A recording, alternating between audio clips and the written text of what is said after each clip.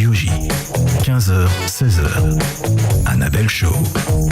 Bonjour à tous, ici Annabelle Show, vous êtes bien sur Radio J pour le Late Show de l'après-midi avec mon invité exceptionnel que vous allez découvrir dans quelques instants. Si vous ne l'avez pas déjà fait, pensez à réserver vos places pour le Radio J Comedy Club qui aura lieu le 12 novembre, mardi 12 novembre au Palais des Glaces. J'aurai le plaisir de partager la scène avec tous les autres chroniqueurs humoristes de cette chaîne de Radio J pour une belle soirée de rire avec en marraine Sandrine Saroche et en parrain Philippe Lelouch. D'ailleurs, pour les premiers qui appelleront, vous pourrez gagner des places au 01 77 62 72 89. 01 77 62 72 89. N'hésitez pas à nous rejoindre pour rire le 12 novembre au Palais des Glaces. Vous pourrez retrouver cette émission en podcast sur radioj.fr et l'intégralité de l'émission sur la nouvelle chaîne YouTube Radio J Mag. Les amis, nous sommes le jeudi 7 novembre. C'est officiel, donc Donald Trump sera le 47e président des États-Unis et depuis qu'il est élu, toutes les spéculations vont bon train. L'action de Tesla, célèbre marque de voiture d'Elon Musk, conseiller de Trump, a pris 15%. Là où la bourse de Paris, le CAC 40, est en chute libre. Et oui, car Trump au pouvoir signifie mesure protectionniste. Et dire qu'il a marqué ses derniers points grâce à une énorme campagne de com en s'habillant d'un tablier McDo et d'un gilet déboueur orange fluo assorti à son teint. Comme quoi, souvent, la tenue fait tout. Bah ça tombe bien, aujourd'hui on va parler tenue, stylisme, vêtements, identité, acceptation de soi. Dans un monde de la mode féroce et impitoyable, empreint souvent de jeunisme, de jugement, de maigreur, elle est un électron libre, voguant au gré de son inspiration, au carrefour des cultures, au patchwork des matières. Donnez-lui du fil et 3 bouts de tissu, elle vous en fait un vêtement couture sur mesure pour embellir, pour mettre en valeur. Loin du tumulte du prêt-à-porter des collections express, cette personnalité singulière prend son temps pour habiller des beautés plurielles et adopter la slow fashion, une mode authentique sans contrainte et prise de liberté, son mode de vie, une vie de mode. Avec elle, il n'y a pas d'âge pour être sublimée et c'est ce qu'elle sait faire de mieux. J'ai le plaisir d'accueillir la styliste fashion, designeuse, fondatrice de l'association Over 50 et alors, Nathalie Garçon. C'est très joli tout ça. J'ai eu raison de venir. Exactement, et moi j'ai eu raison de vous recevoir. D'ailleurs, permettez-moi de vous dire que vous êtes très élégante. Donc vous êtes une vraie leçon de mode, j'ai envie de dire. Non. J'ai envie de mettre un son qui vous caractérise bien, je trouve. My lady d'Abanville. C'est vrai que chanson de Cat Stevens, Lady d'Abanville, qu'il a écrit pour sa chérie de l'époque, et en fait ça l'a fait fuir cette chérie malheureusement. On dit que les chansons sont des courts-métrages. Vous qui avez grandi dans un univers baigné de cinéma, est-ce que vous pensez que les vêtements ça peut aussi être des courts-métrages ? Je pense que le vêtement est vraiment la première chose qu'on montre à voir et que c'est un vrai moyen de communication en tout cas. Oui. Donc ça peut être un court-métrage si on passe très vite. Ouais. C'est vrai que ça raconte une histoire, ça raconte un caractère. Oui, absolument. Ça raconte une histoire, effectivement, ça raconte ce qu'on est. Ouais. Et donc, Nathalie, si je vous reçois aujourd'hui, c'est parce que vous allez fêter un événement très important. Ouais. Vous allez fêter les 35 ans de la maison Nathalie Garçon. Donc. Alors, dites-nous en plus sur cet événement qui aura lieu donc, à l'hôtel Raphaël. Pourquoi ce lieu En fait, c'est toujours une rencontre. Moi, les choses se font toujours comme ça. J'aime beaucoup cet hôtel parce qu'il appartient à une femme, Véronique Reffker, que c'est rare, des chaînes d'hôtels qui appartiennent à des femmes. Et ils vont fermer l'hôtel pour faire d'énormes travaux. Et donc, ils font une closing party. Et elle me dit, qu'est-ce que tu peux pas faire un défilé et tout ça. Et c'est vrai qu'aujourd'hui, j'ai une collection qui est toute petite. Vous parliez de slow fashion, c'est-à-dire que je reçois des vêtements tous les 10 jours, tous les 15 jours. Je fais des mini-collections. Donc, je lui ai dit, je peux pas faire un défilé. Mais par contre, en y réfléchissant, je me suis dit, je peux sortir de tous ces placards où tout est accumulé en désordre. Vos archives. Oui, mais des archives qui sont pas du tout archives. Quoi. Oui, bien sûr. C'est un vrai intemporel. bordel. Oui, non, puis c'est vraiment le bordel. Donc, il n'y a rien de complet. Il y a pas de tenue complète. Mais je me suis dit, on peut faire quelque chose d'assez rigolo. C'est-à-dire qu'on sort 35 ans de vêtements. De création. Et je demande à des femmes que j'aime ou qui m'ont inspirée ou qui viennent s'habiller chez moi. Enfin, en tout cas, des femmes qui me disent, vous inspirent. Oui, voilà, pour qui j'ai une vraie sympathie. De choisir un vêtement, mais de le porter comme on le porterait aujourd'hui. Donc souvent, elle le mélange avec des vêtements à elle. Voilà, c'est pas du tout un uniforme. C'est pas du tout une reconstitution des années 80, bien sûr, des années 90 et tout. Ça va être un peu foutraque, mais je pense que ça va être sympa en tout cas. Voilà. Et c'est vrai que là où vous vous caractérisez, justement, vous parlez de ces femmes que vous appréciez, que vous aimez habiller. Quand on voit vos collections, souvent elles portent un prénom, les vêtements portent un prénom, et ça s'adapte à certaines femmes en particulier qui vous inspirent effectivement. Est-ce qu'en voyant juste une femme, vous pouvez créer une tenue parce qu'il y a quelque chose dans son regard, quelque chose dans sa démarche, quelque chose... Oui. Alors, moi, j'aime beaucoup... je m'appelle garçon, j'ai 2 garçons, mais par contre, j'adore l'environnement féminin. Enfin, je trouve que les femmes sont vraiment... Plus le temps passe, et plus je trouve que les femmes sont incroyables. Et donc... et j'ai pas de critères de beauté. J'ai pas de stéréotype, en tout cas. J'ai aucun stéréotype dans ma tête. J'en ai eu un peu à mes débuts, parce que quand je suis arrivée dans la couture, j'ai vu tous ces mannequins sublimes. J'étais d'abord totalement impressionnée, c'était comme des hologrammes. Et puis, petit à petit, je me suis rendu compte que je m'ennuyais beaucoup sur les séances de photos. Il y avait une espèce oui, parce que de choses qui revenaient, d'uniformité. D'abord, j'adore la beauté, donc c'est pas récriminant, mais une jeune femme qui a 20 ans, qui est absolument ravissante, ou 18 ans, tout lui va. Ouais. Tout lui va. Donc c'est même pas un exercice. C'est pas un challenge en fait. C'est pas un défi. Voilà. Moi j'adore la femme qui me dit j'aime pas montrer mes bras. Par contre j'aime montrer mes jambes. J'adore ça. J'adore justement sublimer quelqu'un, et je trouve que les défauts. En fait quand on aime quelqu'un, on finit par en aimer vraiment ses défauts, quoi. Alors c'est un peu un lieu commun de dire ça, parce que les filles les plus belles vous disent oh là là j'ai plein de défauts et tout ça, mais quand même. Et voilà. Donc, en fait, ce sont ces femmes-là qui m'intéressent, oui. Et il n'y a pas de question d'âge non plus. Effectivement, donc vous avez créé cette association Over 50, donc au-dessus de 50 ans, pour les non-anglophones. Et ça rejoint ce que vous êtes en train de dire, qu'il n'y a pas ça rejoint ce que vous venez de dire sur le fait qu'il y ait toutes sortes de beauté, et en même temps, sur le fait qu'on voit moins les femmes effectivement dans la mode, peut-être aussi dans les médias, alors que pourtant elles représentent une énorme part de la société. Oui, elles représentent une très grande part de la société. Alors moi, je suis pas du tout une militante ni une intellectuelle, donc chacun son domaine. Par contre, j'avais envie pas de dire, mais de montrer quelque chose et par le fait en faisant des choses qui sont comme des défilés aussi, mais qui sont joyeux, quoi, qui montraient plutôt une forme de le bon côté, la liberté qu'on peut gagner en ayant plus de 50 ans. L'épanouissement voilà. Dans l'expérience. Je pense qu'il faut montrer, il faut donner à voir pour faire changer les choses. Et dans la mode, il y a quoi qu'on en dise, maintenant ça commence à bouger. Cette association, elle date, maintenant on l'a créée il y a plus de 5 ans. Quoi qu'on en dise, ça a été très long.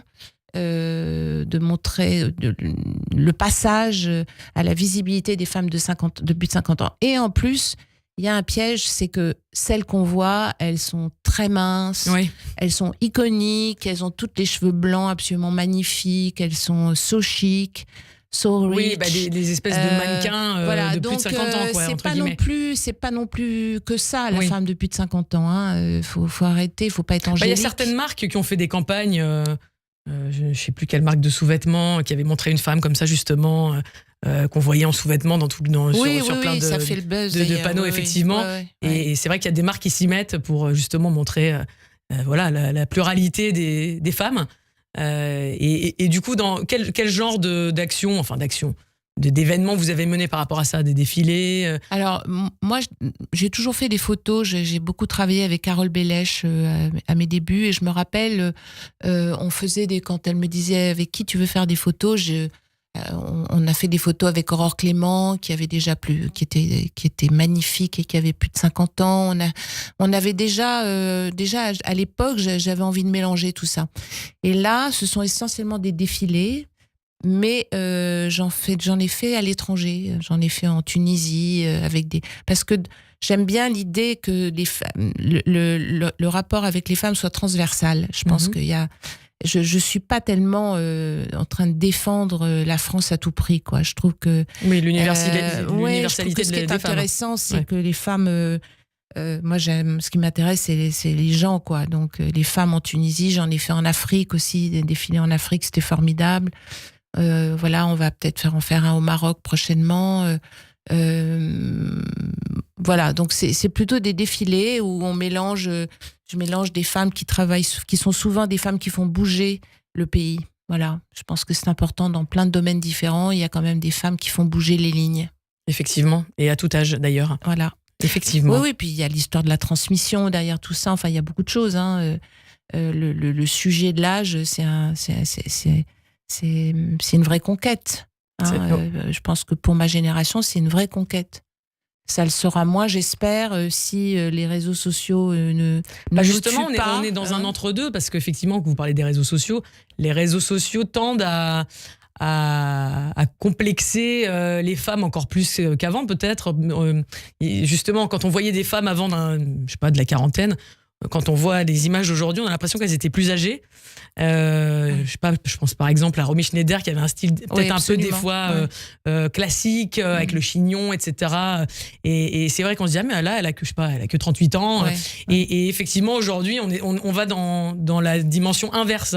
Donc, il y a toujours la perversion du système, en fait, je trouve. C'est-à-dire que ce que je trouve bien, c'est cette liberté maintenant qu'on a en faisant attention, parce qu'il faut pas être angélique. Hein. Je veux dire, c'est du boulot, quoi, de vieillir. C'est pas, à part, je sais pas, quelques phénomènes qui ont un capital génétique unique. Bon. Mais voilà, il y a toujours voilà, j'appelle ça la perversion du système. C'est-à-dire que je trouve ça bien aujourd'hui de pouvoir vieillir en bonne santé, séduisante et tout ça. Et en même temps, il faut pas essayer de vieillir en ayant l'air d'une jeune fille, quoi. Mm-hmm. Donc c'est une limite à trouver, et ce qui est vrai, le danger, c'est, moi ce que je déteste, c'est la phrase où on dit, ah là là, vous êtes super, vous faites tellement jeune. Voilà. Ouais. Et c'est pas le but. C'est pas le but. Moi, j'aime bien. Le but, c'est d'être épanoui à son âge, quoi. Ouais, simplement. Et puis c'est pas l'idée on n'est pas en train de courir après quelque chose de perdu, quoi.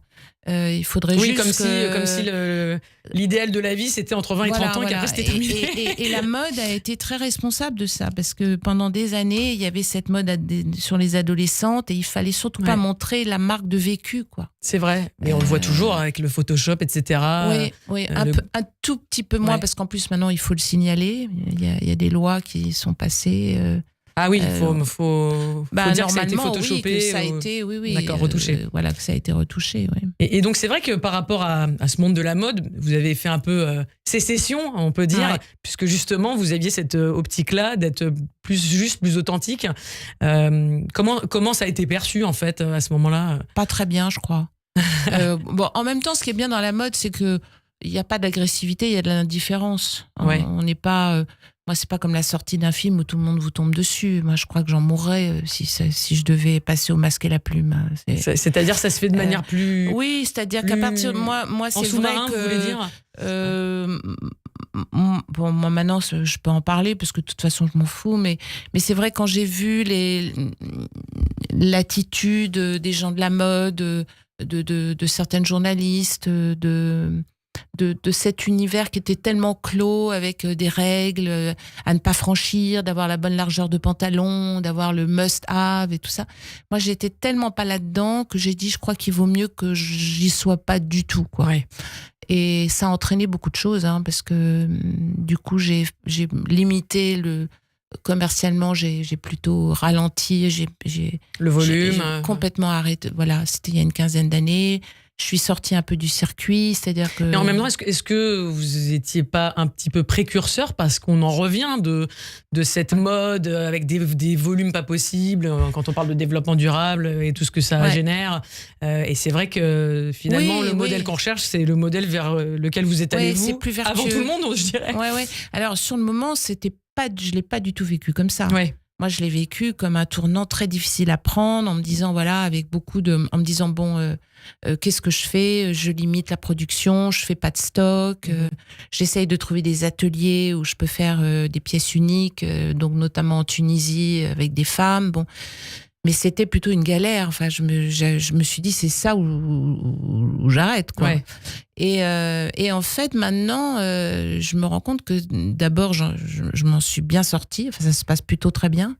35 ans de. Ouais, et puis maintenant ça roule. C'est plutôt un bon signe. J'ai pas besoin de la presse pour que ça marche. Vous êtes fait un réseau de gens. Il y a un bouche à oreille autour de vous. Il y a comme une caution. Votre nom représente une caution désormais. Un peu, où il y a aussi beaucoup d'étrangers qui viennent. Voilà, donc maintenant, c'est vrai que il y a beaucoup de gens de votre génération, c'est-à-dire beaucoup plus jeunes que moi, qui me disent oui, mais c'est un vrai modèle vertueux. C'est super, alors vous avez fait ça. Je dis, mais j'ai pas fait exprès. Oui, quoi. C'était inconscient, mais. J'ai vraiment pas fait exprès. Et c'est vrai quand même que c'est très agréable de ne jamais avoir de stock, de se dire qu'on travaille avec des tissus. Moi, je travaille beaucoup avec des tissus de fin de série. J'ai lancé une collection qui s'appelle Reborn, qui est faite aussi avec des vêtements qui viennent des fripes. Très jolie d'ailleurs. Avec des morceaux de jeans, oui, des alors choses qui je peux vous en parler parce que ça c'est une chose qui me tient à cœur parce que ça aussi c'était par nécessité. Moi j'avais plus la possibilité de faire des vestes parce que j'avais plus l'équipe, les modélistes et tout ça. Et moi je vis une partie de mon temps en Tunisie parce que d'abord j'adore les femmes tunisiennes, je trouve génial, je trouve que c'est un pays. Enfin. Justement, comment vous avez fait cette rencontre avec la Tunisie ? Qu'est-ce qui s'est passé ? Par amitié. Ouais. Par amitié. Je me suis fait des amis, je travaillais beaucoup en Asie, je faisais toujours des allers-retours avec la Chine parce que j'étais directrice artistique d'un groupe chinois et c'était quand même assez fatigant quoi, tous les mois. Et puis un jour ils m'ont dit Nathalie, il faudrait venir vous installer à Shanghai. Et là j'ai réfléchi, j'ai dit ça va pas le faire quoi, c'est pas possible. Et j'allais dès que je pouvais, j'allais en Tunisie chez des amis. Et puis, j'ai commencé à regarder les petits ateliers, même des retoucheurs. Enfin, j'ai dans un endroit particulier en Tunisie, à la Marsa, à côté de Tunis. Parce que c'est quand même sympa de vivre dans un endroit agréable. Parce que je suis tout le temps Puis vous aimez les grandes villes, si j'ai bien compris. Ouais, j'aime bien les villes, ouais. Puis à côté de Tunis, il y a pas mal de choses aussi. Voilà.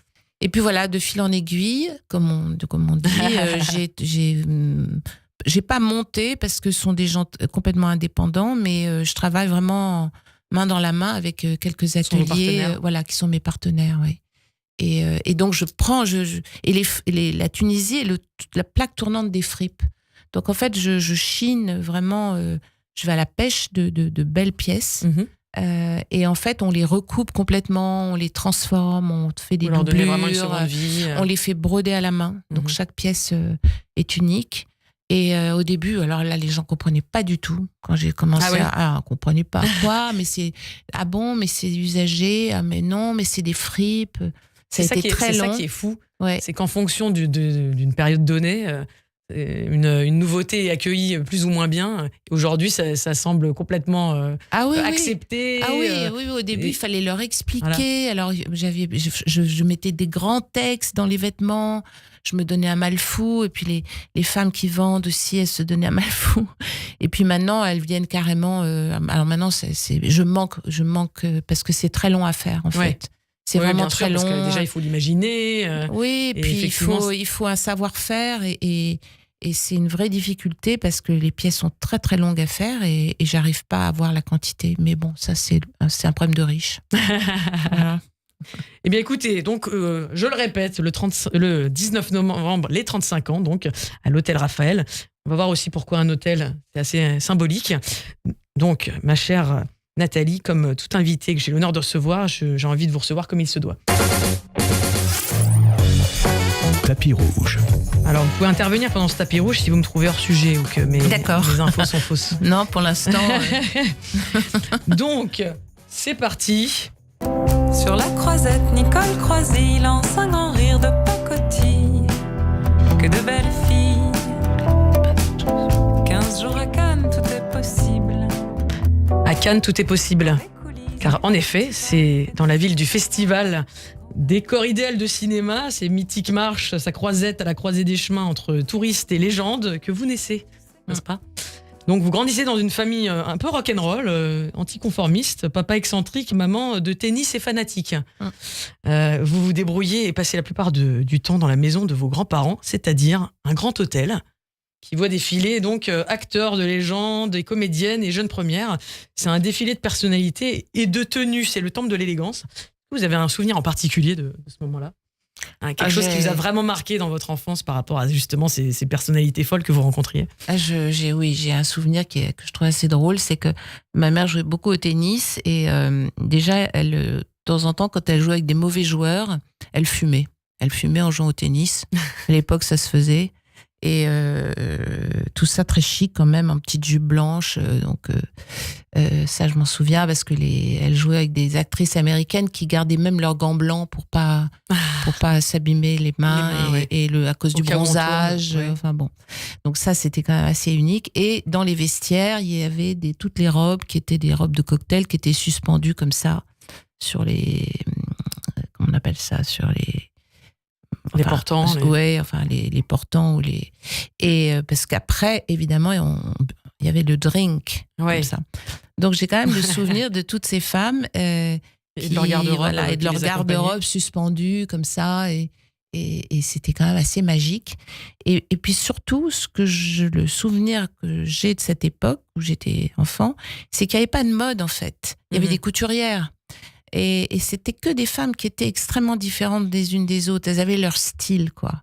Oui, il y avait étaient des élégantes, chignons, d'autres qui avaient des particulière. Non. Alors, et ça, c'est quelque chose qui m'a marqué parce qu'il y avait la beauté des unes et des autres, et il y avait absolument pas cette idolâtrie de la mode. Oui. Il y avait vraiment le goût du vêtement et ce qui vous allait. Voilà. Oui. Il était hors de question de mettre quelque chose qui vous allait pas parce que c'était à la mode, ça n'existait pas. C'était plus la tendance du modiste, comme vraiment à l'ancienne, où couturier, où on faisait une tenue qui vous allait qu'à vous et unique, plutôt que effectivement une tendance qu'il faut absolument suivre pour être in, comme ça a pu se faire après. Alors après, il y avait quand même des couturiers, puisque en fait, à l'époque, il n'y avait pas de magasin. Il y avait des couturières. Il y en avait une dans la rue d'Antibes qui achetait les patrons dans les maisons de couture.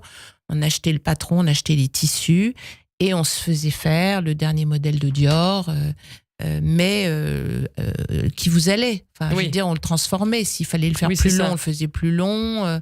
S'il fallait le faire avec des manches, la couturière vous le faisait avec des manches. Voilà. Oui, c'est vrai. Et puis il y avait une imagination, parce que est-ce que je vous ai coupé, excusez-moi. Non, c'est vrai qu'aujourd'hui c'est un modèle unique et c'est à la femme de s'adapter à ce modèle-là et non pas l'inverse. C'est la femme qui doit rentrer dedans aujourd'hui. C'est ça.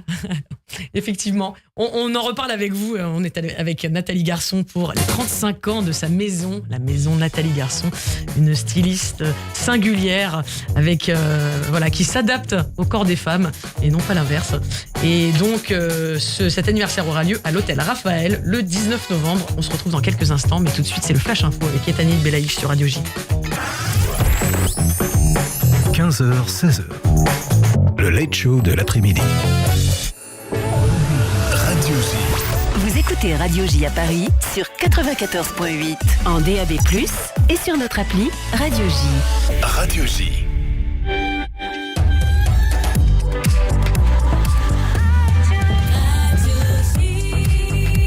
Bonjour à tous, bienvenue sur Radio J. Il est 15h30, c'est l'heure du Flash Info avec Etanit Belaïch.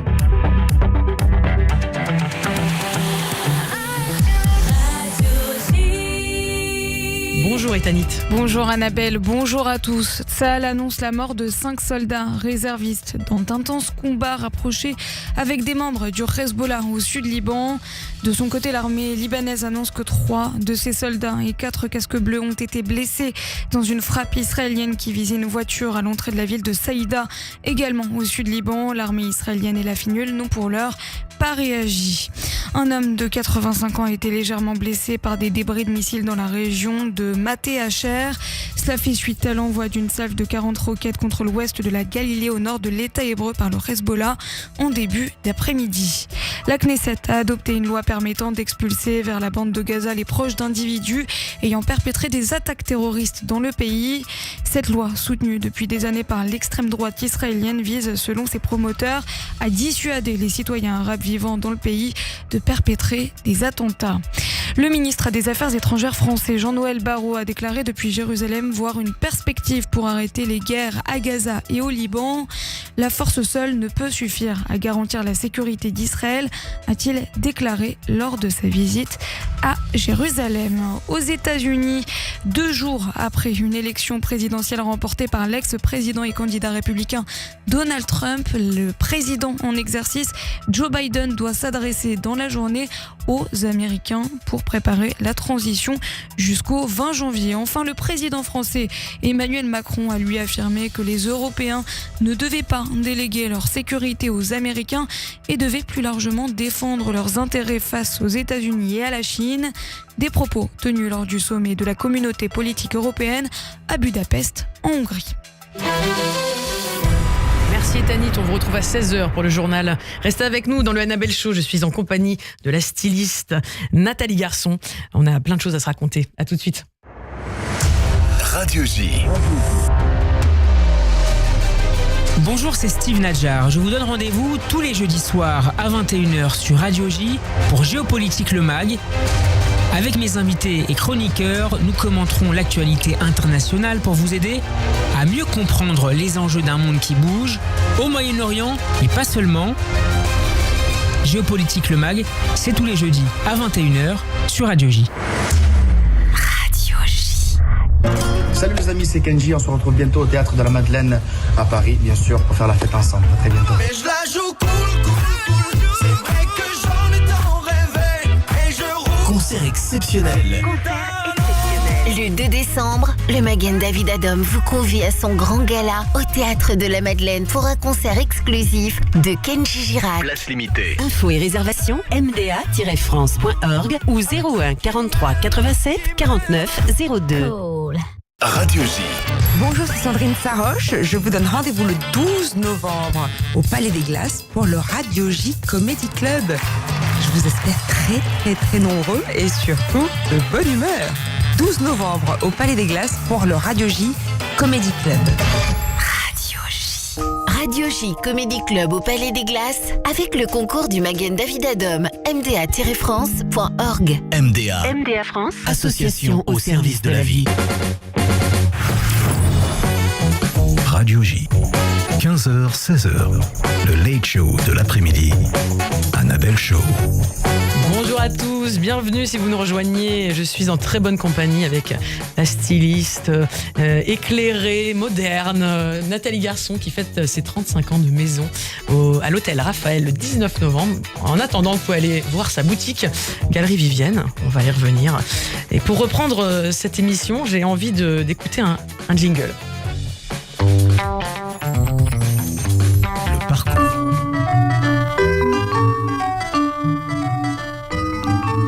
Tiens, du jaune. Ah, moi, je suis contente. Tu aimes le jaune? Il faut être brune. Pas mal. Berlinguissimo. C'est le même que le premier? Ah non! Multicolore, celui-là. Avec un tailleur marine. C'est du Dior, sûrement. Oui. Est-ce que vous reconnaissez ce jingle? C'est quelques extraits. Dim Dam Dom. Dim Dam Dom, effectivement. Bien, mais qu'est-ce que c'était créatif et drôle et fou. C'est une émission donc qui passait sur les problématiques ou les thèmes qui plaisaient aux femmes, je dirais. C'était d'une liberté folle, quoi. Ouais. Et puis il y avait une vraie qualité. Pour avoir revu des images, il y a un truc très art contemporain. Ah bah oui, complètement. On pourrait complètement passer ces images à Pompidou. Oui. Oui, il y a quelque chose comme ça de très, d'émouvance comme ça, où ça aborde plein de sujets. C'était à la des fois femmes, la mode, oui, à la fois donc la mode, à la fois les préoccupations féminines, etc. Donc là, effectivement, on entendait un extrait sur le jaune, ça va au brune, etc. Et c'est vrai que ça.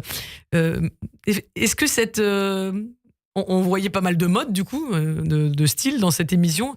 Vous pensez que ça a pu créer un déclic chez vous à ce moment-là, quand vous étiez petite fille? Oui, moi, ça m'a passionnée. Ouais. Passionnée, parce que moi, je me rappelle... D'ailleurs, c'était en noir et blanc. Voilà. Donc c'est drôle, le jaune, mais on le voit pas du coup à l'écran, pour le coup. Oui, puis c'était les débuts du prêt-à-porter. Enfin, moi, je me rappelle... j'ai découvert Kenzo, j'ai découvert Sonia Rykiel, le Saint-Laurent qui lançait sa ligne de prêt-à-porter. Bon, tout ça, c'était... J'étais jeune, mais je crois que je vendais tout ce que je pouvais trouver. Je me demande même si je vendais pas un peu d'argenterie de l'hôtel pour pouvoir m'acheter une jupe Kenzo. Ou, je sais pas, il me semble que j'ai dû faire quelques petites choses comme ça, un peu malhonnêtes. Tellement j'étais dingue de ces débuts. Enfin, oui, il y avait, c'était vraiment merveilleux, quoi. Et puis c'est vrai que là où vous avez grandi, vous aviez une vitrine en permanence devant votre nez, quoi, je dirais. Ouais. Effectivement. C'est vrai. Donc vous, voilà, cet univers-là tourne autour de vous. Alors vous savez que vous serez artiste, mais pas encore dans quel domaine, enfant? Ah oui, pas du tout. Oui. Ouais. Oui. Mais par contre, vous savez que ce sera artistique. Alors, je viens d'une famille où de toute façon, l'avenir n'était pas quelque chose il n'y avait pas de plan de carrière. Hein. Ça, on savait pas du tout ce que c'était. Donc, de toute façon, on se faisait pas de soucis pour les enfants. Parce que c'était plus confortable aussi, je crois. Ouais. Et à l'époque, je pense qu'il y avait beaucoup de parents qui élevaient leurs enfants comme ça. Donc moi, j'étais un électron libre. Et voilà, et j'ai commencé à dessiner, à peindre, à couper dans les tissus de l'hôtel, parce qu'il y avait quand même beaucoup de vieux rideaux, de vieux draps. C'est un terrain de jeu très intéressant, un hôtel. C'est un terrain de jeu fabuleux, ouais. C'est très grand, il y a des sous-sols gigantesques, on peut faire ce qu'on veut. Là, on voit des gens, il y a des recoins. Il y a des recoins, puis j'avais quand même un grand-père qui, le soir, voulait dîner seul avec la speakerine. Donc il avait une télé, il faisait dresser une table avec 2 couverts, donc pour lui et la speakerine. C'est improbable. Et nous, on dînait dans la salle à manger. Il y avait une salle à manger privée, comme dans les hôtels. Et donc on pouvait pas dîner avec notre grand-père les soirs. Donc vous aviez un grand frère, c'est ça? Oui, j'avais un grand frère. J'ai un grand frère. Oui, j'ai un grand frère. Qui lui était pas du tout dans le même. Lui, c'est un intellectuel. Ouais, qui vous faisait lire. Jules Vallée. Effectivement, il vous influençait de ses lectures et de ses réflexions. Très à gauche. Ouais. C'était 68. Oui. Il fallait être de gauche et manifester. Oui. Donc, effectivement, vous grandissez dans cet univers assez improbable. Et à 17 ans, bac en poche et Solex aux jambes, vous découvrez pour la première fois Paris. Ouais. Vous n'étiez jamais allé avant à Paris? Alors bizarrement, ça fait très snob de dire ça, hein, mais à Cannes, il y avait beaucoup d'étrangers. Donc en fait, ce qui était plus facile à l'époque pour moi, c'était de m'envoyer aux États-Unis faire du babysitting. Ouais. Donc je suis allée très souvent à partir de 14-15 ans faire du babysitting l'été, puis c'était un moyen aussi d'être tranquille, de m'envoyer loin. Et c'était votre colonie de vacances à vous, ma colonie de vacances, voilà. Et donc j'ai débarqué à Paris, oui. Je crois donc que vous alliez où, à New York? Alors dans le Maine. Ah, dans le Maine, Vermont, oui. Vermont, très bien. Maine, c'est une magnifique région. C'est très beau. C'est assez. Très beau. J'ai découvert ce que c'était que les tailles géantes des yaourts et des glaces et tout ça.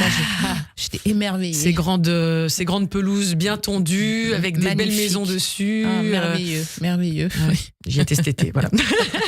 Donc ça rappelle plein de souvenirs.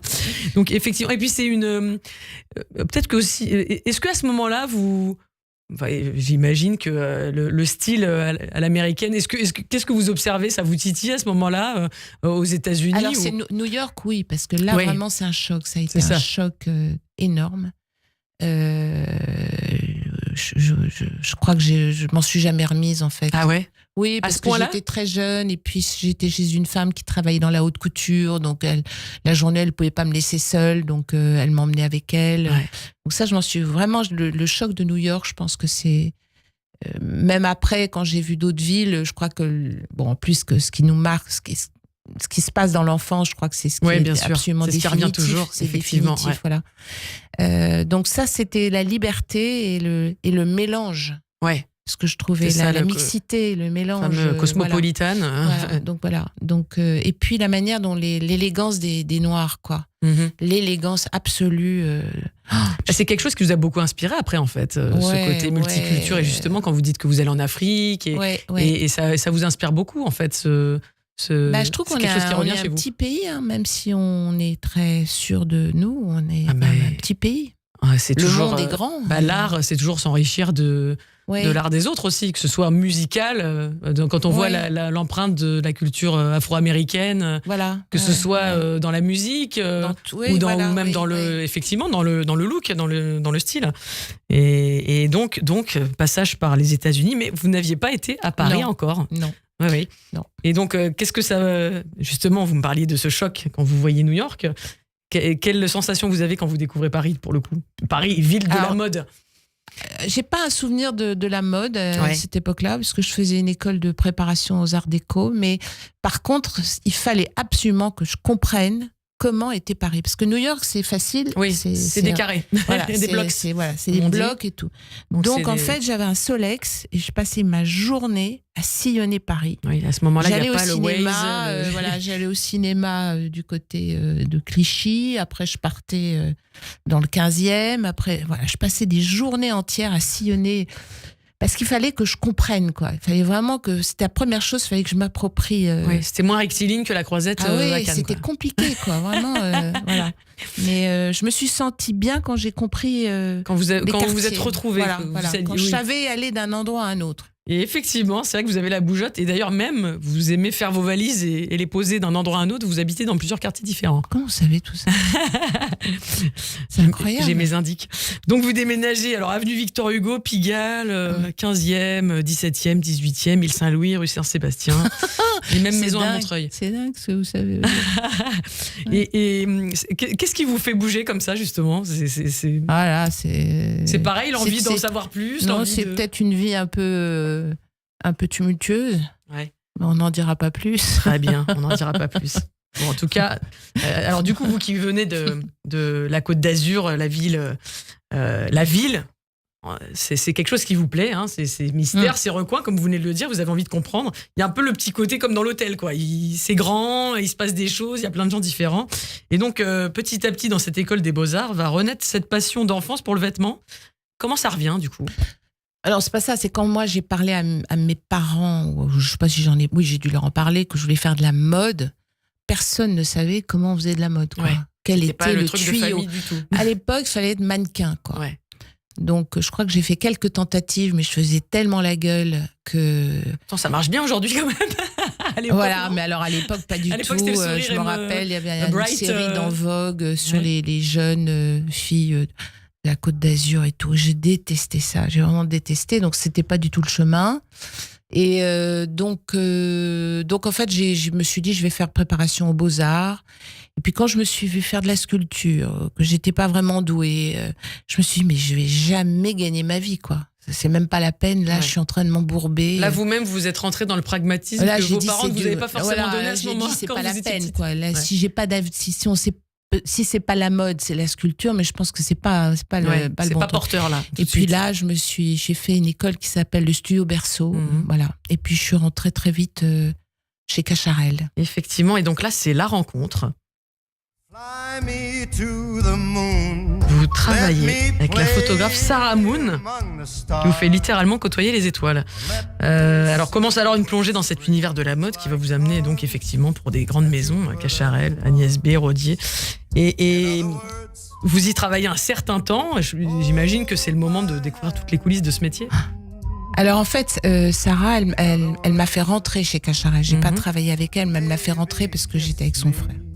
Mais il faut quand même reconnaître par qui les choses viennent. C'est vrai que justement, vous disiez juste il y a un instant comment on fait pour rentrer dans cet univers-là. Voilà. Et donc effectivement, Sarah m'a présenté. En fait, elle me l'a fait rentrer comme stagiaire. Puis je me suis incrustée en fait.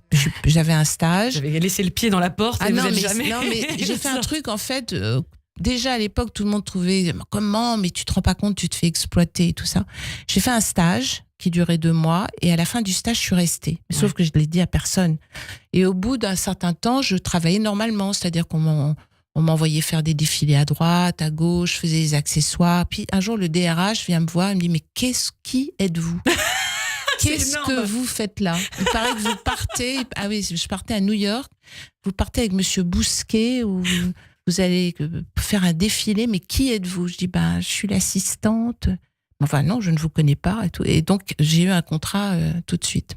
C'est extraordinaire. Oui, et tout le monde à l'époque me disait, mais tu te rends pas compte, tu te fais exploiter.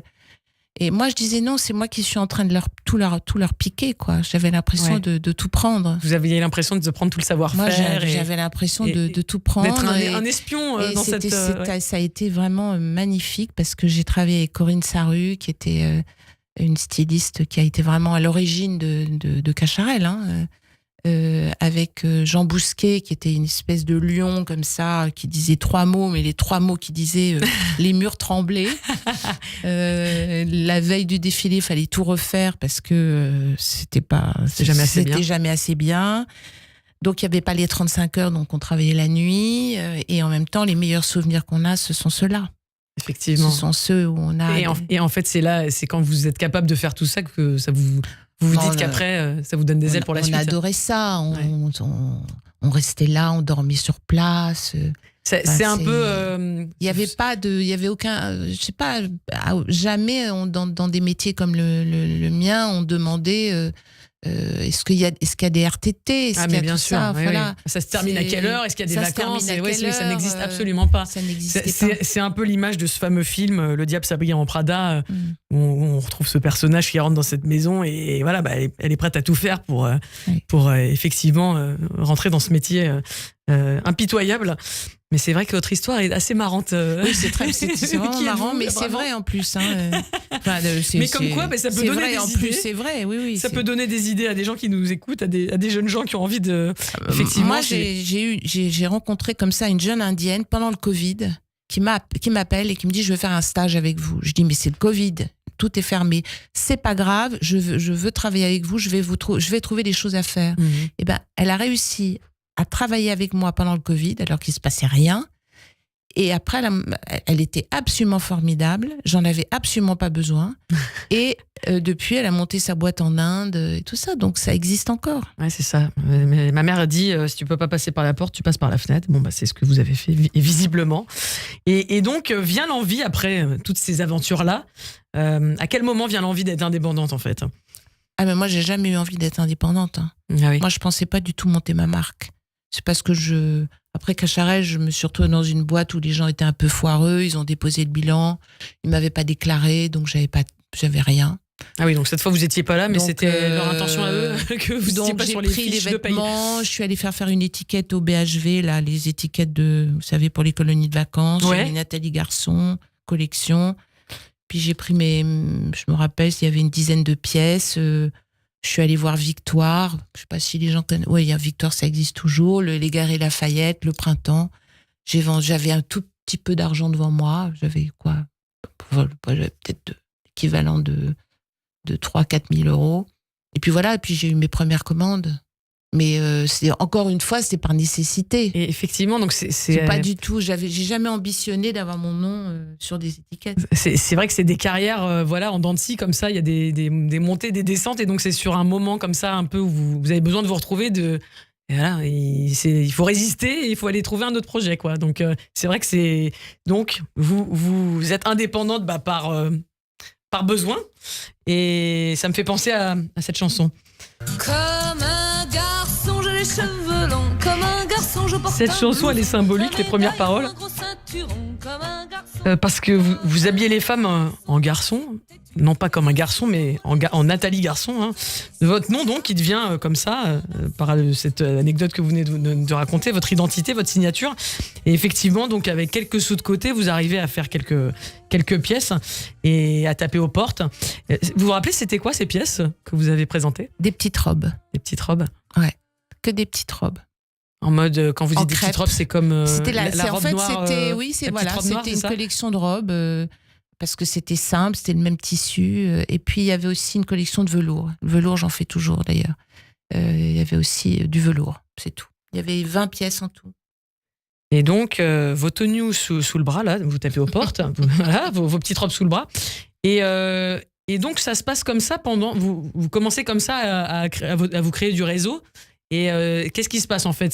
On vous passe commande, vous fournissez. Alors après, on rentre un peu dans un. C'était très sympa parce que c'était les années Jacques Lang, donc la mode était à la mode et les jeunes créateurs étaient à la mode. La culture était en lumière à ce moment-là. Voilà, et puis ça est très en lumière, vraiment. Et puis, en fait, ce qu'on appelle on était ce qu'on appelait à l'époque les jeunes créateurs. Ça n'existait pas. Il y avait les créateurs, il y avait les couturiers, les grandes maisons, et il y avait le prêt-à-porter. Donc, il y avait Cacharel, Daniel Lichter, Emmanuel Kahn et tout ça. Et puis après, il y a eu les jeunes créateurs. Donc, j'ai été à un moment donné, j'ai fait partie de ce mouvement. Et il y avait des femmes, pas mal de femmes. Donc, il y avait, dans ces cas-là, quand il y a plusieurs, la presse toujours saisit un peu l'opportunité, et du coup il y a eu une mise en lumière sur ces femmes dont je faisais partie, donc les magasins s'y intéressaient, et puis après j'ai fait des salons, et puis après le problème c'est qu'il faut tout le temps grossir, quoi. C'est jamais assez, et on rentre dans une course que moi j'ai trouvée infernale, quoi. Et c'est du coup à ce moment-là, c'est vrai que vous décidez de ralentir le pas. Ah non, parce que c'est 35 ans de vie, je peux pas vous résumer ça aussi vite, non. Après, je me suis associée à un groupe, après j'ai quitté le groupe, j'ai racheté mon nom. Et oui, il a fallu racheter votre nom. Oui, ça s'est bien passé. Bon, j'ai gardé la boutique, et puis j'ai continué à vendre à plein de... j'avais beaucoup de boutiques, points de vente, il y avait 200... il y en avait un peu partout. Bon. Et puis là, je me suis dit, il fallait trouver ce qu'on appelle, à l'époque, ça existe toujours d'ailleurs, des fonds d'investissement pour augmenter le capital. Bon. Et là, j'ai dit, c'est pas mon truc, quoi. Ouais. Ça va trop loin. C'est pas du tout la vie que j'ai envie d'avoir, quoi. Et là, il a fallu faire marche arrière. Et ça, c'est compliqué. Ouais. Ce qui est facile, c'est de déposer le bilan, en fait. Mais faire marche arrière et diminuer... ralentir le pas. Et fermer, couper comme ça les branches, c'est parce qu'on fait toujours appel à vous, j'imagine, à ce moment-là, et que des gens doivent se poser la question, mais les pourquoi ? gens se sont dit, elle arrête... Il y a eu un passage à vide, et puis surtout, il faut trouver une nouvelle organisation, voilà. Donc, c'est des aventures, voilà, ce sont des aventures. Mais c'est ça qui est intéressant, c'est toujours trouver un moyen de s'adapter. Et le plus dur, c'est de suivre vraiment quelque chose qui est vraiment à vous, quoi. Ouais. Parce que quelquefois, on ne sait pas. Quand on fait des choix, instinct, quand on fait des choix, et c'est vraiment, chaque choix est important, quoi. Je trouve que chaque choix nous détermine. Et sur le moment, on ne sait pas. Oui, c'est ça. On n'y pense pas assez. C'est tout le long du chemin qu'on observe si ça a marché ou pas, ce qu'on a choisi, mais effectivement, à un instant T, c'est difficile de trouver la bonne voie, quoi. Et après, on se dit, mais c'est marrant, j'ai fait ce choix, ça voulait dire quelque chose. Et, en tout cas, moi, le choix de dire, je me rappelle, j'avais rencontré un investisseur, et un matin, je l'ai appelé, j'ai dit, écoute, on va pas travailler ensemble et tout. Donc, on a déjeuné ensemble, et puis on est restés très copains. Et je lui ai dit, je vais pas le faire. Ouais. Je vais pas y arriver. C'est pas ce que j'ai envie de vivre, quoi. Donc, ce choix, du coup, vous vous êtes recentré vers votre boutique, et donc ce mode de travail que vous avez créé. Galerie Vivienne, donc. Vivienne, qui signifie plein de vie. Et vous êtes heureuse de voir que vous êtes soutenue, notamment par des gens que vous avez habillés, par des comédiennes que vous connaissez, qui vous suivent aussi dans cette aventure. Alors en fait, depuis le début, j'ai toujours été soutenue plutôt par des artistes, des actrices.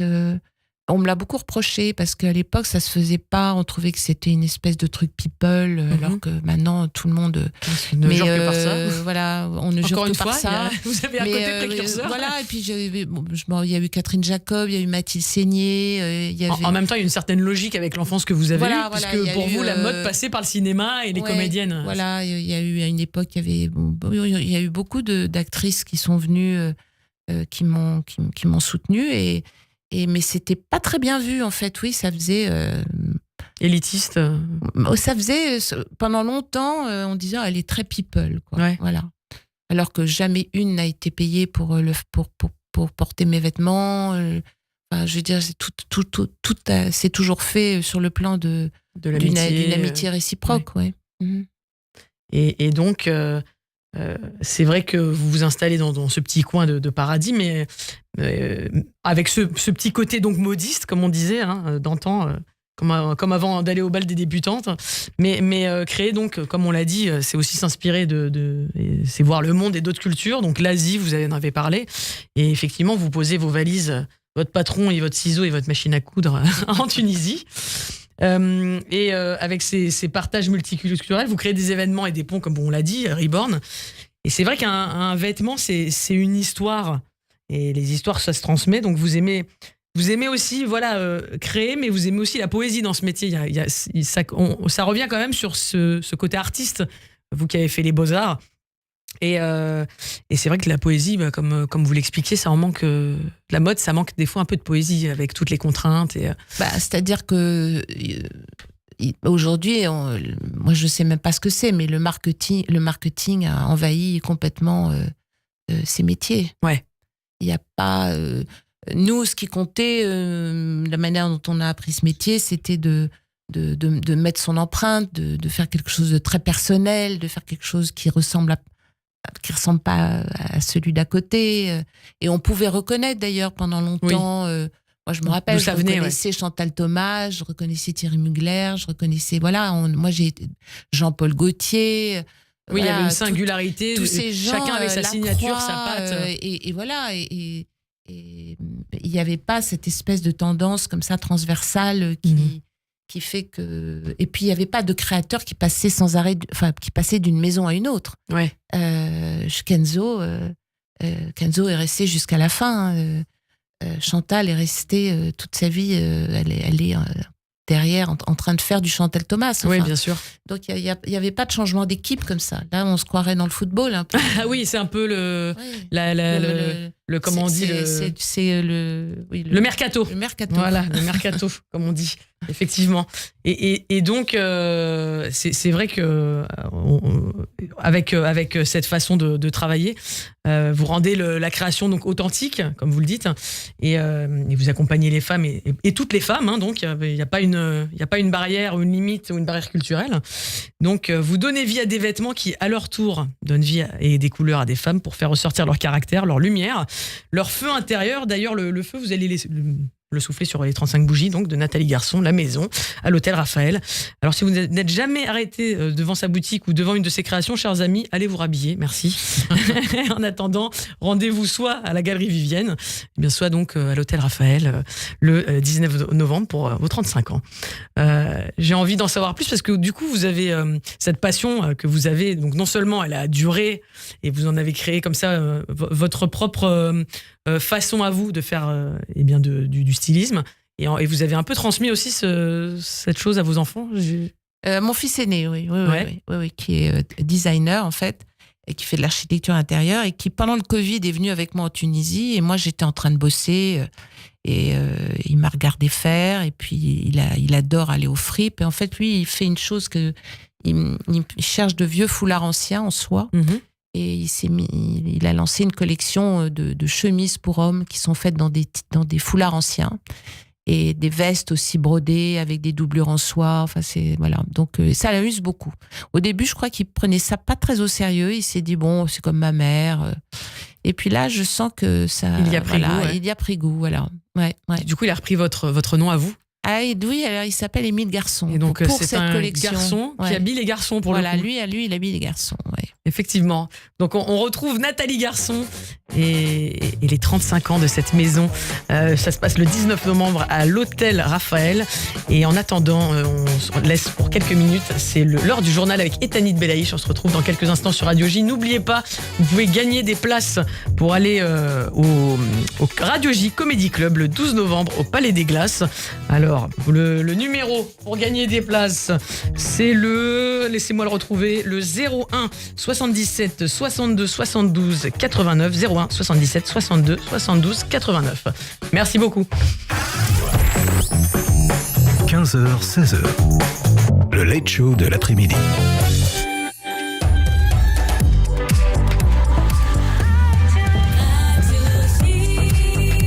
Bonjour à tous, bienvenue sur Radio J, il est 16h, c'est l'heure du journal avec Ethanit Belaïch.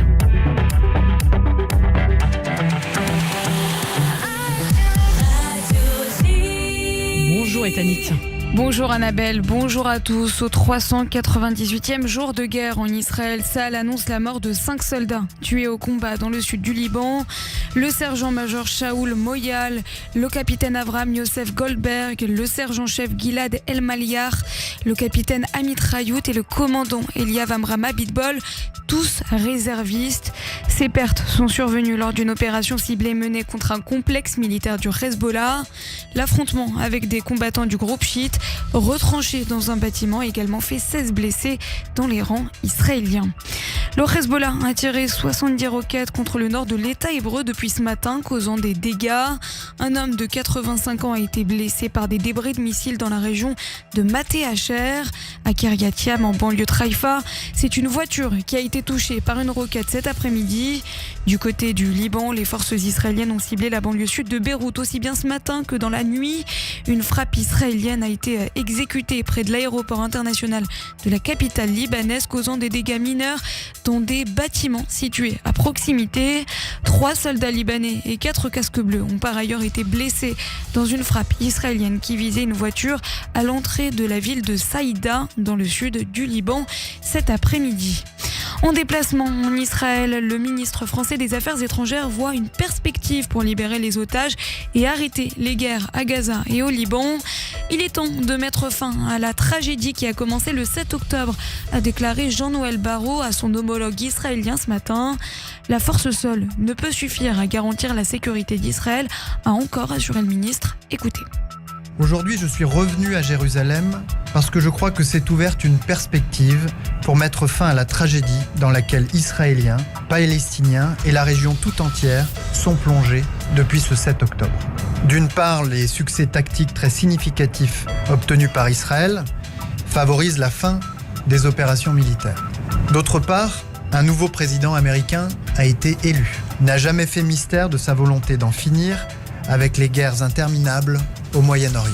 Les conditions me semblent donc réunies pour aller, dans les semaines qui viennent, vers une solution diplomatique au conflit en cours. Jean-Noël Barrot, le chef de la diplomatie française en déplacement en Israël. Le limogeage de Yoav Gallant par Benyamin Netanyahou est légal selon la procureure générale à la Cour suprême. Galibar Avmiara affirme que le chef de l'exécutif israélien a bel et bien le pouvoir de licencier des ministres, y compris pour des raisons politiques. C'est la réponse adressée à 2 pétitions contre le licenciement du ministre de la Défense annoncé il y a 2 jours. Le successeur de Yoav Gallant, Israël Katz, devrait d'ailleurs prendre ses fonctions ce soir à 20h. Au lendemain de la victoire de Donald Trump à l'élection présidentielle américaine, le chef d'État français Emmanuel Macron évoque un moment décisif pour l'Europe. Ce moment, c'est celui où l'on décide d'agir, de défendre nos intérêts nationaux et européens et de croire dans notre autonomie stratégique, a déclaré le président de la République en ouverture du sommet de la communauté politique européenne à Budapest. Les Européens ne doivent pas déléguer pour l'éternité leur sécurité aux Américains, a souligné Emmanuel Macron depuis la Hongrie cet après-midi. Polémique au Parc des Princes, enfin. Une banderole Free Palestine a été déployée par les supporters du Paris Saint-Germain avant un match avec l'Atlético Madrid hier soir, soit 8 jours avant la rencontre France-Israël en Ligue des Champions prévue au Stade de France. La guerre sur le terrain, mais la paix dans le monde, était-il écrit avec les drapeaux palestiniens et libanais. Le ministre de l'Intérieur Bruno Retailleau demande au PSG de s'expliquer et ajoute que les clubs doivent veiller à ce que la politique ne vienne pas abîmer le sport. Je ne m'interdis rien. Je vais demander des explications au Paris Saint-Germain. C'est inacceptable. C'est une bâche quand même de dizaines de mètres carrés.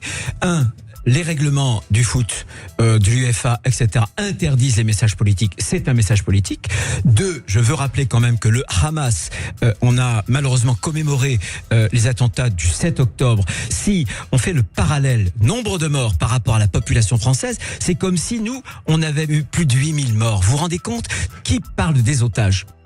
Bruno Retailleau, le ministre de l'Intérieur au micro de Sud Radio, a noté que le PSG, propriété du gouvernement qatari, a rapidement réagi en affirmant n'avoir pas été informé de cette initiative.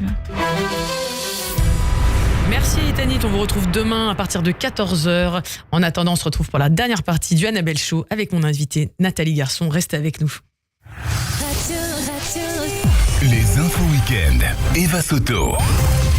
Tous les dimanches, je vous donne rendez-vous à 6h20 et à 8h20 avec l'écrivain et ancien diplomate russo-ukrainien Vladimir Fedorovski, le personnage emblématique de la perestroïka. Décryptage, histoire, anecdote, c'est tous les dimanches sur Radio J. Radio J. Radio J. Vous écoutez Radio J à Paris sur 94.8 en DAB+, et sur notre appli Radio J. Radio J. Radio J. Radio J. 15h, 16h. Annabelle Show. Bonjour à tous, bienvenue si vous nous rejoignez. Nous sommes en direct avec Nathalie Garçon qui fête les 35 ans de sa maison de couture à l'hôtel Raphaël le 19 novembre. En attendant, si vous voulez gagner des places pour le Radio J Comedy Club, ça se passe au 01 77 62 72 69. Vous donnez votre nom et votre prénom et votre numéro de téléphone. On vous rappelle, on fait gagner des places pour les premiers qui appelleront. Alors, je suis donc avec Nathalie Garçon qui va fêter son anniversaire, l'anniversaire de sa maison. Et ce sera une grande fête. Et ça me rappelle quelque chose que vous aimez bien. Alors, cette musique vient d'un film mythique que vous aimez beaucoup, The Party, de Peter Sellers. Oh là là, mais qu'est-ce que ça me fait rire. Oh là là, c'est pas possible. Et je trouve que cette référence est assez emblématique parce que ça rappelle comme ça ces folles soirées d'avant où les gens s'habillaient avec un style particulier. Et d'ailleurs, vous-même, vous avez connu les folles soirées du Palace. Oui. Ça manque, ça Ah oui. Bon, maintenant, ça y est, chaque âge a ses plaisirs, mais c'est vrai que mais même en termes de folie. De folie et de mouvements de société comme ça. Non, mais ce qui était très intéressant, mais on a beaucoup dit de choses concernant le Palace, puisque il n'y a pas longtemps, il y a eu une rétrospective, mais c'était des années, encore une fois, de liberté. Ouais. C'est-à-dire qu'il n'y avait pas d'abord à l'entrée, c'était pas une question d'argent, on n'était pas membre non plus, mais il fallait être excentrique, où il fallait être unique, où il fallait être particulier. Il fallait sortir de l'eau, quoi. Je vous faisais rentrer, voilà. et à l'intérieur, c'était quand même du grand délire, quoi. Alors après, un peu comme dans le film, quoi. Voilà. Et The Party, c'est une autre époque. Puisque ça se passe aux États-Unis, c'est plutôt une époque précédente, mais c'est quand même la folie des soirées, des fêtes. Ouais, c'est ça. Voilà. Et il y a rien de. Et j'aime bien quand il y a toujours un grain de sable qui vient foutre un peu le bordel, quoi. Je trouve ça tellement drôle, quoi. C'est vrai. Et lui, c'est quand même là dans The Party, c'est monumental, quoi. C'est vraiment comme aussi l'écureuil avec la noisette dans. Vous savez, ce dessin animé. Que j'adore. Dans L'âge de glace ? L'âge de glace.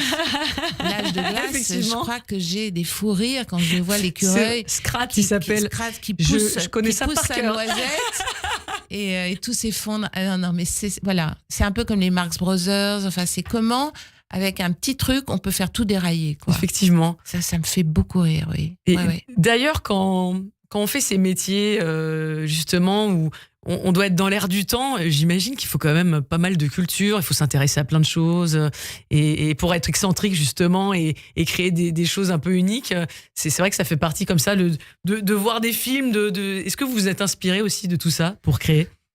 Oui, il y a des expositions qui m'inspirent, par exemple pour les broderies. Là, en ce moment, il y a l'exposition des surréalistes.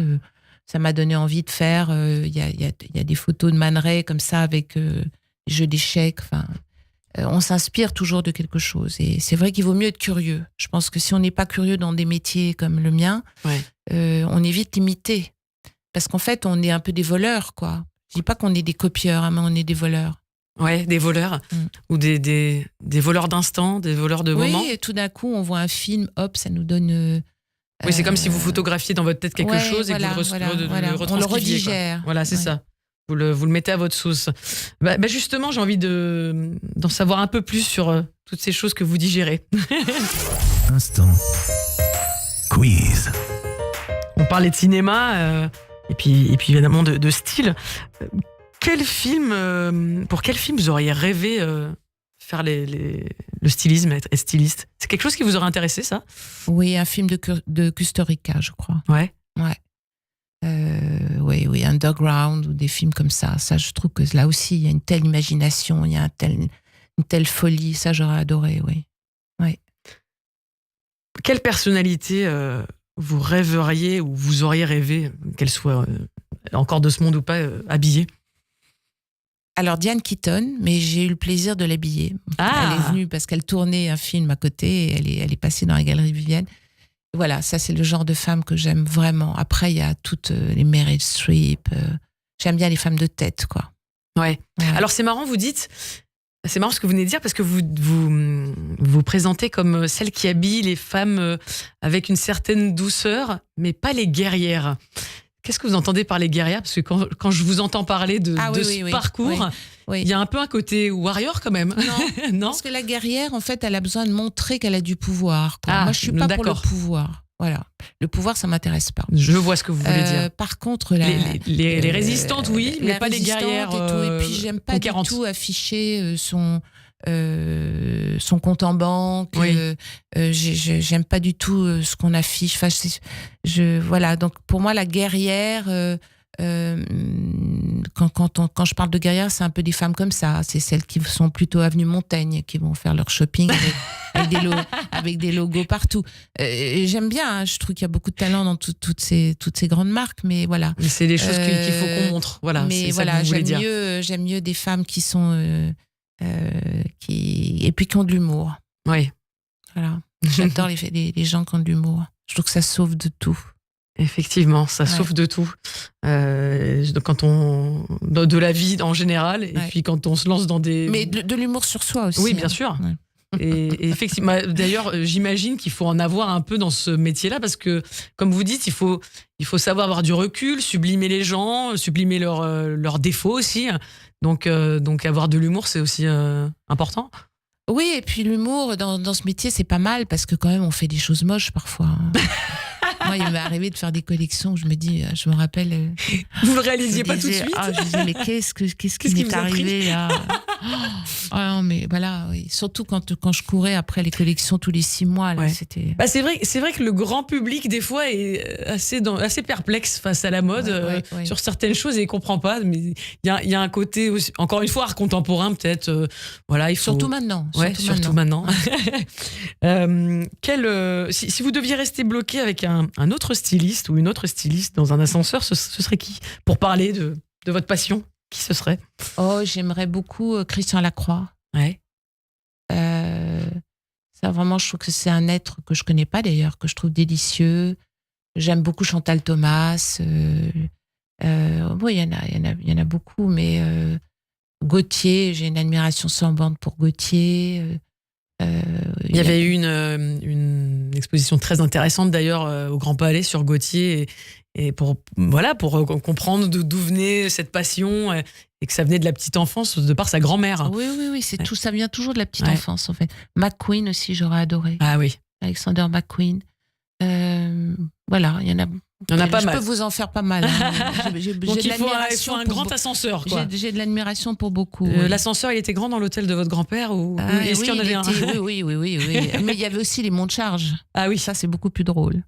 C'est ça. De se mettre dans un mont de charge. Les coulisses. Ouais. La tenue idéale pour séduire, c'est quoi ? Alors là, chacune a son... Ça dépend de chacune. Il y en a, ça va être une robe courte, d'autres ça va être un trench, d'autres ça va être un pantalon cigarette avec une chemise blanche. Ça.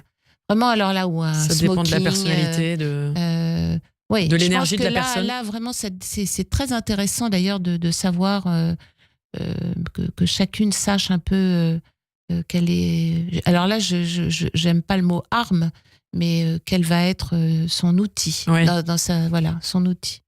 Mais parce que arme, ça fait guerrière pour le coup. Puis on n'est pas là pour faire du mal. Effectivement.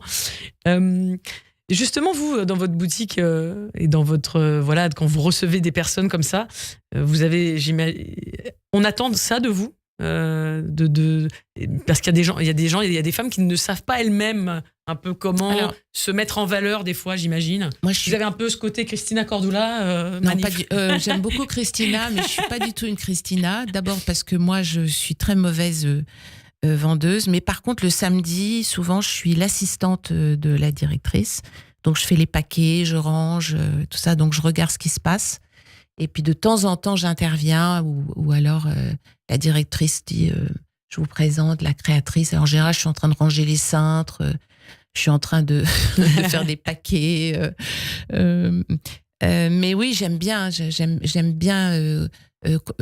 quand il faut à un moment donné donner son avis, j'hésite pas plutôt Parce qu'en que de plus, faire un mauvais choix, quoi. Il y a quelque chose d'assez il faut être un peu psychologue, oui, justement, parce que j'imagine que la personne, la femme, c'est comme si elle se mettait à nu avec vous, en fait. Ah non, mais c'est pas loin de... Alors, moi, j'ai arrêté de faire du sur-mesure, et notamment les robes de mariée, parce que je devenais folle.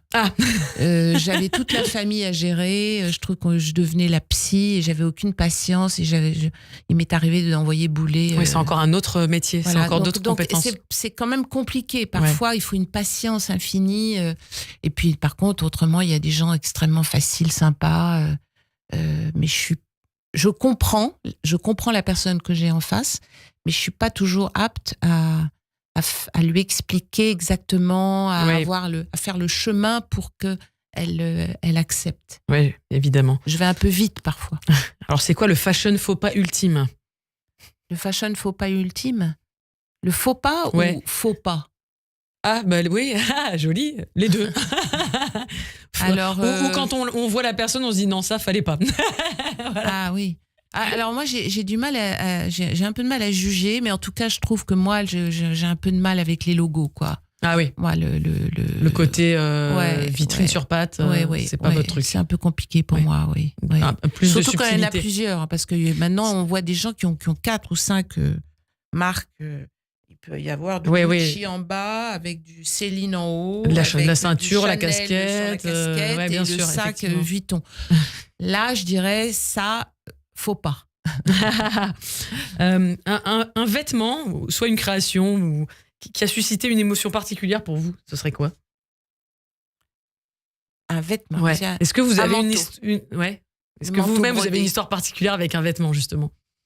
Ah oui, moi il m'est arrivé de me ruiner pour acheter un manteau de quelqu'un d'autre. Il y a un créateur qui s'appelle Roméo Gigli. Je crois que je me suis ruinée pour lui. Des manteaux, je dormais avec. Ah oui. Effectivement. Pour finir, quelques questions. Vous parliez pas d'armes de séduction, parce que ça fait trop guerrière, mais votre outil à vous de séduction, ce serait quoi, du coup ? Le rire ? Ouais. Si vous étiez vous-même un vêtement, ce serait lequel ? Une blouse, une chemise plutôt blanche, une blouse. Une blouse blanche. Une belle blouse blanche. Et si vous étiez une émotion, pour finir ? Contrastée. Comme, un peu comme votre style, en fait. Peut-être. J'ai l'esprit d'escalier, donc je suis pas la meilleure pour ce... Un patchwork qui est contrasté. Merci beaucoup, Nathalie Garçon. C'était un plaisir de vous avoir. On vous retrouve donc le 19 novembre à l'Hôtel Raphaël pour fêter vos 35 ans. Happy birthday to you, Mrs. Garçon. C'était comment ? C'était parfait, vraiment. Eh bien écoutez, merci infiniment. Je vous laisse avec le Club Imo de Marc Ezrati. On se retrouve la semaine prochaine pour vous parler du Radio J Comedy Club. À très bientôt, Kiss Kiss. Radio J,